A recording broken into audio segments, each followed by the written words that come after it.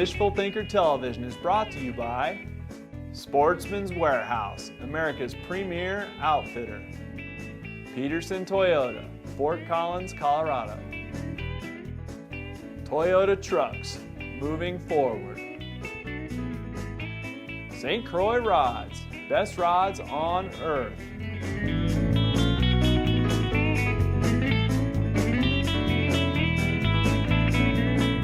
Good morning. Welcome to Fishful Thinker. I'm Chad LaChance, and as always, we appreciate you joining us. Today you're joining me standing ankle deep in the Poudre River here in north central Colorado. We're about 50 miles upstream from the town of Fort Collins, and we're here to show you something that you might not see on very many fishing shows.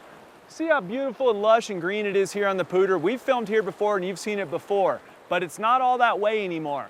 30 days ago, a large part of Poudre Canyon burned as part of the High Park fire. It burned almost 90,000 acres of Colorado wilderness and 250 homes.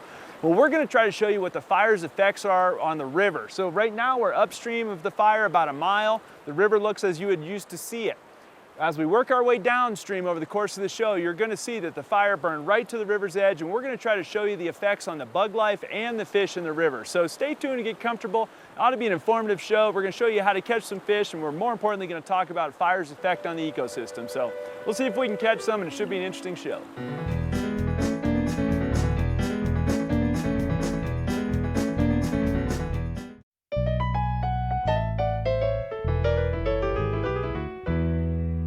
So our goal today, guys, is to show you that the river is still alive and well, and we're upstream from the fire here. We're about a mile only, if that, upstream from where the last of the fire damage is in the river. And we want to show you what the river looks like above the fire, somewhere in about the middle of the fire, and then at the very bottom of the river, down where you get almost to town, to Fort Collins or the town of LaPorte, and show you really what happened with the river. And you see there's a bunch of stain in the water right now, and that's because as soon as our drought broke here in Colorado, we got tons and tons of rain, and it's been raining every day ever since. And so the river's running high right now, even though we really have been in a tremendously dry year overall.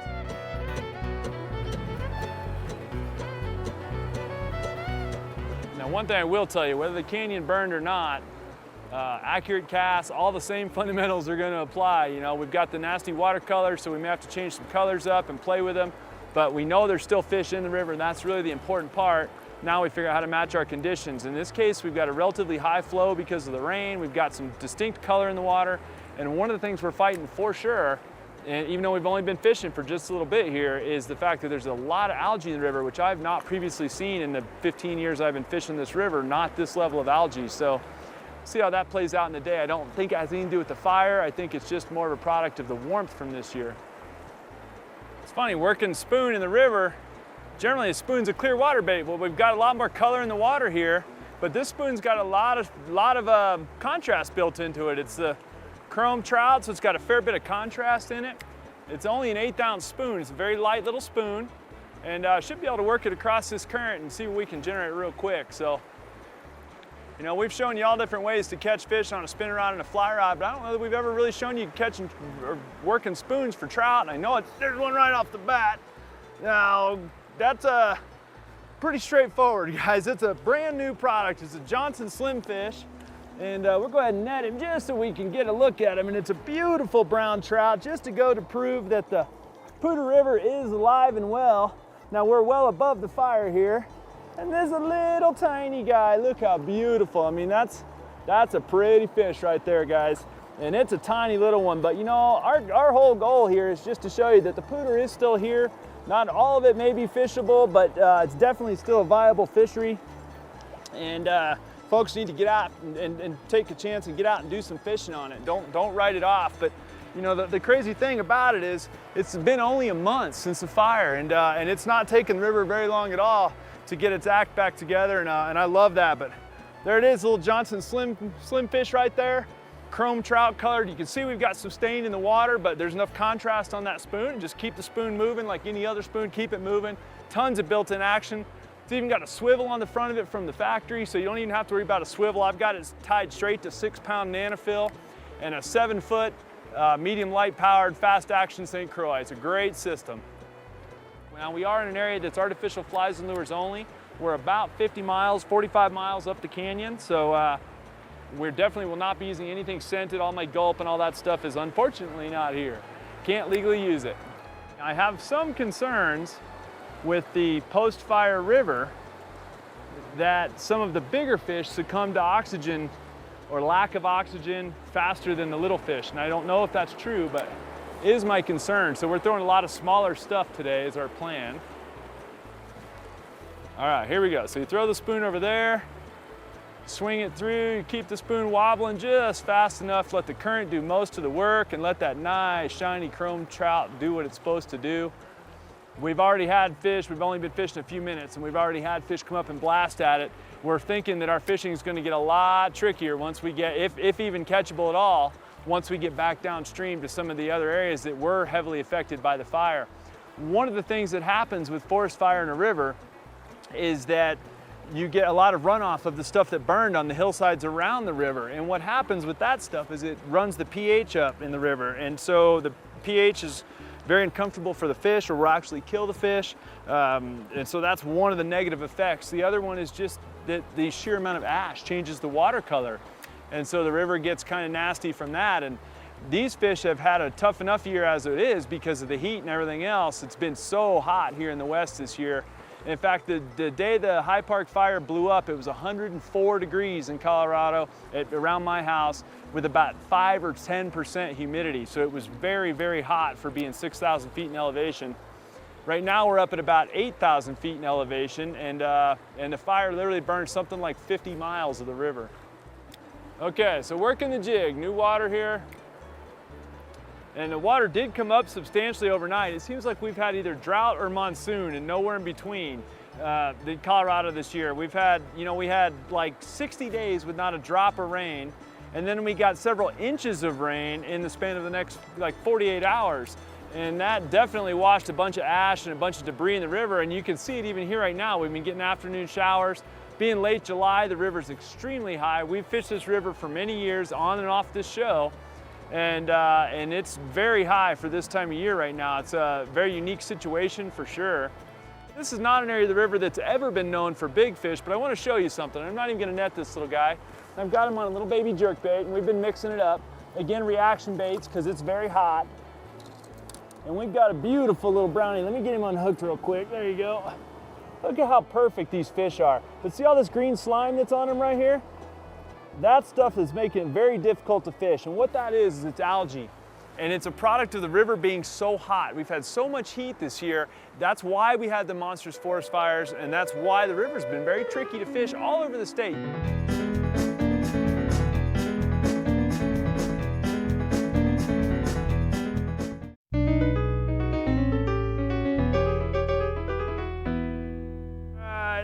Guys, so I switched it up. It's funny because I threw a plug underneath that tree over there and it didn't get bit, but I saw a fish roll at it and he didn't get it. Now this guy's got me in the current here, and I've got him on 3-pound test nanofil, and ironically a little panfish St. Croix, a 6'9" ultralight panfish rod.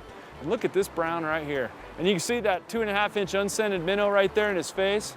A 16th ounce jig head. How pretty is that, guys? Now, we get him over here. We'll go ahead and put him in the fray bill, because then I can unhook him in the water. See, this is the thing about this net, is I can hold the fish here and he can swim. I can just reach in here and get this barbless jig out, no problem. Come here, buddy. We'll take this right off of you and get this out of your face and send you on your way.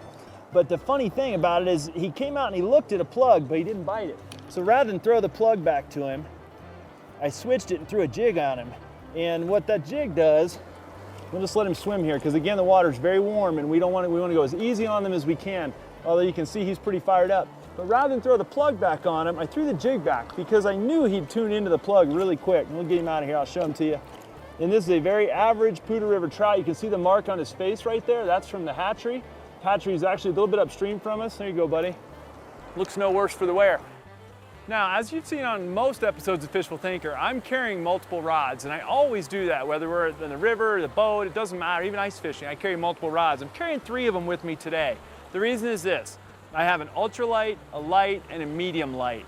They all have nanofil on them. I've got 3, one of them's got 3 pound, 2 of them have 6 pound. The reason is I'm mixing up the weight of my lures, and we say it on every episode. First you pick your lure and your line, then your rod to match that weight of that lure.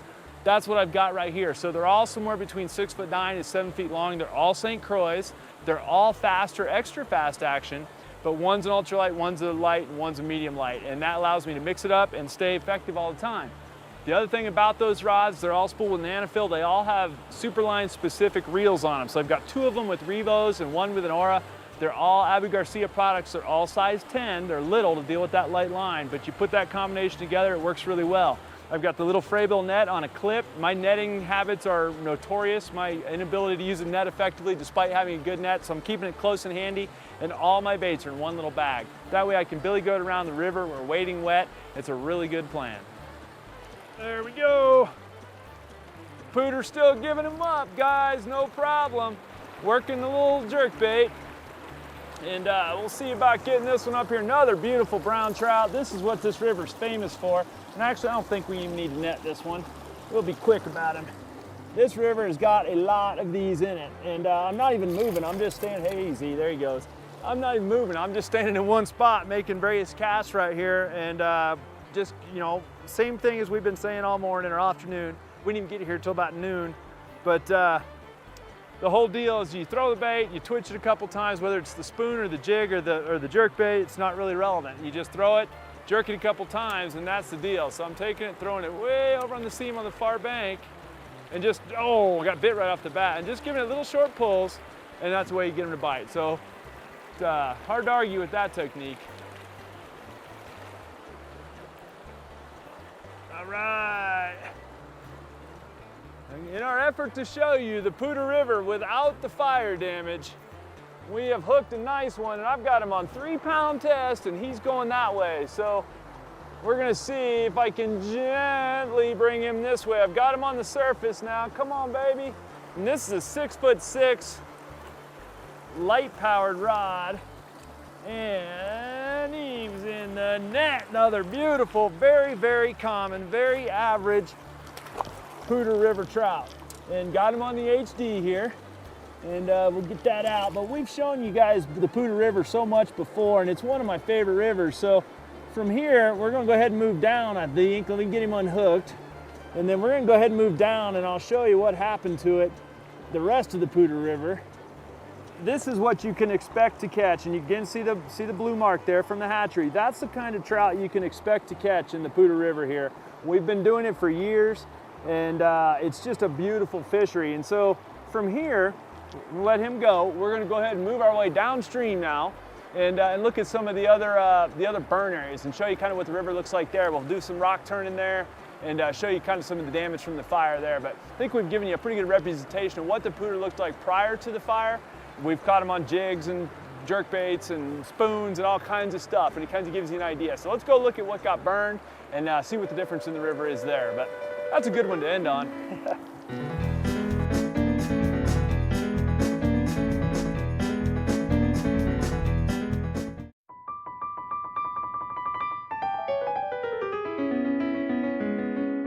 Okay guys, so we're about 3 miles downstream from where we were just doing a bunch of fishing, and where we may run back and forth and fish. And if you look here, you can see all around me now, this area burned significantly, and directly behind the camera up this entire hillside is completely toasted.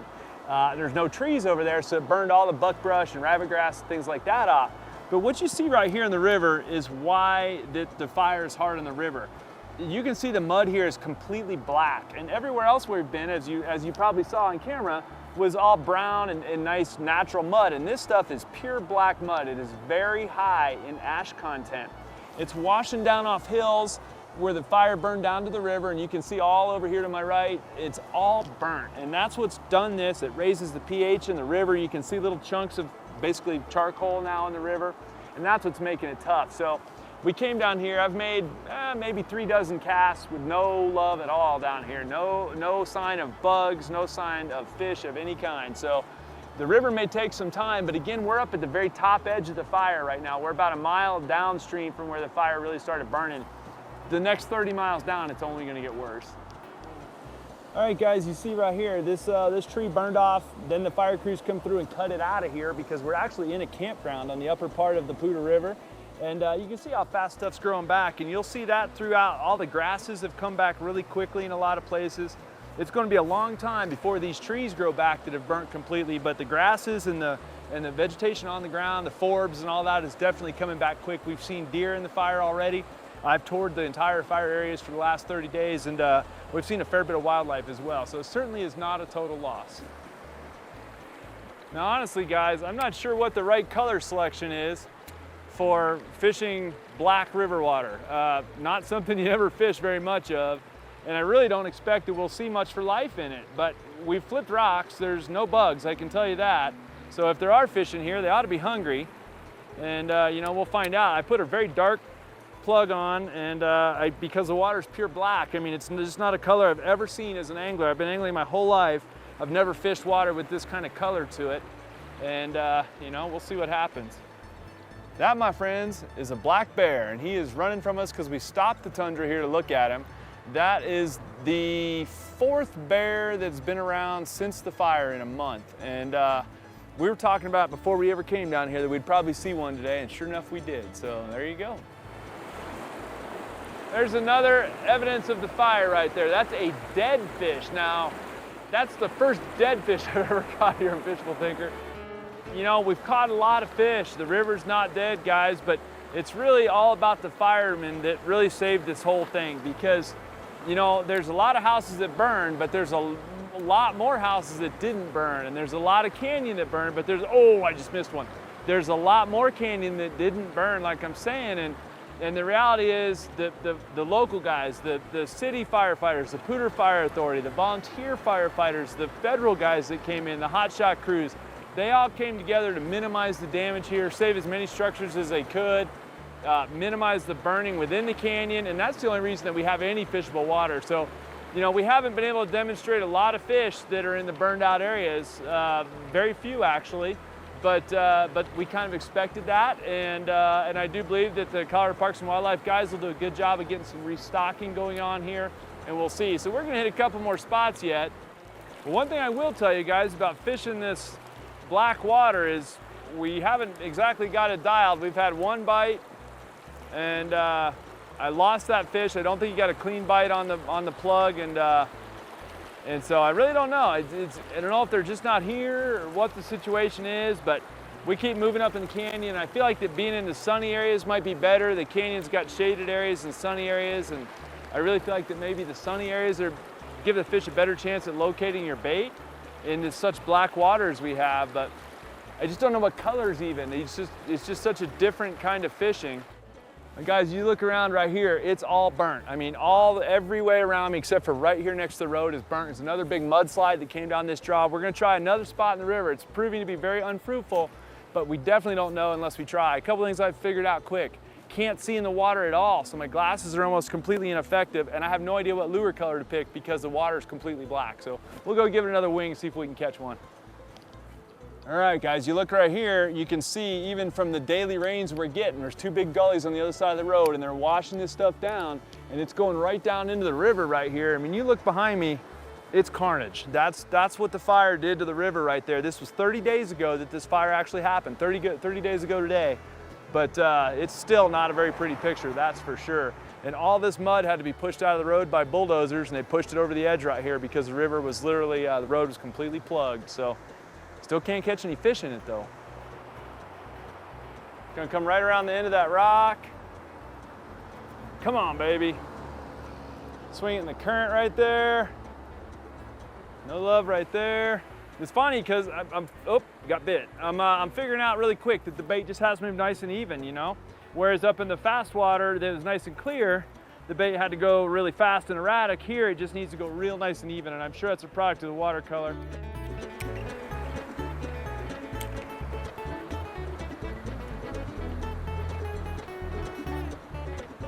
My thought process in fishing in this really dark water like this is similar to fishing at night. I figure the fish don't have any visibility, and so I'm trying to work my baits very rhythmically so that I'm not doing something quite as erratic as I might otherwise be doing in the river, to hopefully give them a clean shot at it. Like I said, I did get one bite so far fishing it. Got one right there. Got one right there, right on cue. Come here, buddy. Nice one too. Guys, I'll tell you what. We got the net, we'll get him in there. keep him in the water. He's had a rough enough day, and I'm gonna bring him up and over this real quick, guys, because it's living proof that the Poudre River is still alive and well, and this brown is living in a worst possible place he could ever live, and yet he is still surviving. Living right here in the fire, guys, and I mean in the fire, absolutely in the thick of it, in the nasty black, silt-infested carnage. We can't find any live bugs, but we found some trout. So, you know, hopefully today's show has been a little bit eye-opening for you. The forest fire was devastating, no question about that. The scenery in Poudre Canyon for the next 50 years is forever changed. But the fish are still here. Mishawaka Amphitheater right down here is still up and running and doing what they do. And you know, as a society, we'll all heal up from this and move on forward. So as anglers, we just have to remember that the fire is part of the natural order of things. The river's been burnt at times in the past, and it'll burn again. But at any rate, hopefully you've enjoyed the show. We appreciate you watching Fishful Thinker. Hopefully you'll tune in next week for something unique and different. And meantime, we've had a great day here on the beloved Poudre River, and had a great time filming it. Hopefully you've enjoyed it, and you'll tune in next week. No love. Nice long drift like that, no bites. Come on now. Doesn't seem appropriate now, does it? Dude, every single cast. All right, you can cut for a minute. Are you kidding me? That should have got bit. All right, I'll make one more throw in there. Boom! Oh, there he goes. Oh! Come on, Chad. Come on, that should have got bit. Let's schmut.